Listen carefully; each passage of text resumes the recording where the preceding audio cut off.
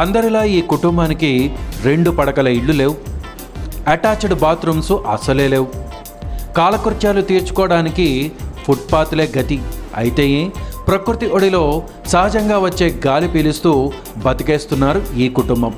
ఆ కుటుంబానికి 2 పిల్లలు, తల్లి తండ్రికి వచ్చే ఆదాయం అంతంత మాత్రం. ఇక పిల్లలకు చదువులు చదివించడం అసాధ్యం అనుకుంటున్నాడు ఏమో. అందుకే తను చేసే వడ్రంగి వృత్తిని ఆ పిల్లలకు నేర్పి ఆ కుటుంబం ఆ వృత్తిపైనే ఆధారపడి జీవిస్తోంది. సగటు జీవికి ఎంత కష్టం. పొరుగు దేశం పోదామని పొట్ట చేత పట్టుకొచ్చిన ఈ బడుగు జీవికి ఎంత కష్టం. నిజమే, భాగ్యనగరంలో తలదాచుకోవడానికి ఎక్కడెక్కడి నుంచో వస్తూనే ఉంటారు. తమ బతుకు బండిని కొన్నేళ్లుగా ఈడ్చేస్తూనే ఉంటారు.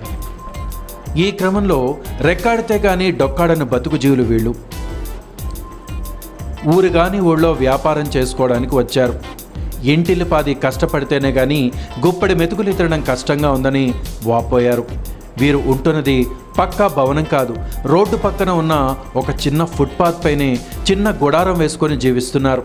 చిన్న బ్యాట్లు, కిటికీలు, రకరకాల సామగ్రి, ఆట వస్తువులు తయారు చేసి వడ్రంగులు వీళ్ళు. రోజుకు ఒక్కసారి 100 నుంచి 500 రూపాయల వరకు ఆదాయం వస్తుందట. ఒక్కోసారి వ్యాపారమే ఉండదట. ఉన్నప్పుడు పండగ, లేనప్పుడు ఎండగా అన్నట్టుగా ఉంటుంది మా జీవితం అని వాపోతున్నారు ఈ సగటు జీవులు. నిజమే, లేనప్పుడు కాళ్ళు ముడుచుకొని పస్తులు ఉంటామని ఈ సగటు జీవి వాపోతున్నాడు. లాభాలు రాని వ్యాపారం అది. ఒక ఎండాకాలంలో బ్యాట్లు మాత్రం అమ్ముడైతే ఇతర సీజన్లలో వేరే వస్తువులు చేసుకుంటూ జీవిస్తామని చెప్పారు. మా కుటుంబం గుజరాత్ నుంచి హైదరాబాద్ వచ్చింది. 20 ఏళ్లుగా తమ జీవితాన్ని ఈ ఫుట్పాత్ పైన కొనసాగిస్తున్నాం అన్నాడు గోపాల్ అనే ఈ వ్యాపారి. మరి అతని జీవిత విశేషాలు ఒకసారి చూడండి. गोपाल मेरा गुजरात से आया, धंधा करने के लिए आए। यहाँ तो 20 साल से रह रहे हूँ। बेड तो 10 नंग होता है, 10-12 नंग होता है। बिजनेस चलता है, अभी धंधा नहीं है, अभी कारोबार नहीं है ना अच्छा। कभी गिराक आ गए तो 2-3 बेचते हैं, नहीं तो 5-6 बेच, जैसे 5-6 वो तो जैसे अलग अलग भाव रहता है। 100 वाला रहता है, 150 वाला रहता है, 50 वाला रहता है, 40 वाला भी रहता है, सब अलग अलग भाव रहता है। ఈ 21వ శతాబ్దంలో యువతి యువకులు ఉద్యోగాల కోసం వెంపర్లాడుతున్నారు.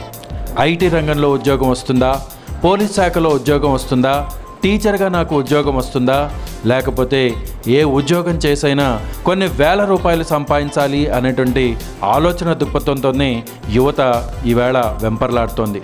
అలా తాను అనుకున్న లక్ష్యం చేరుకోకపోతే ఆత్మహత్యలకు పాల్పడే పరిస్థితికి దిగజారుతున్నారు.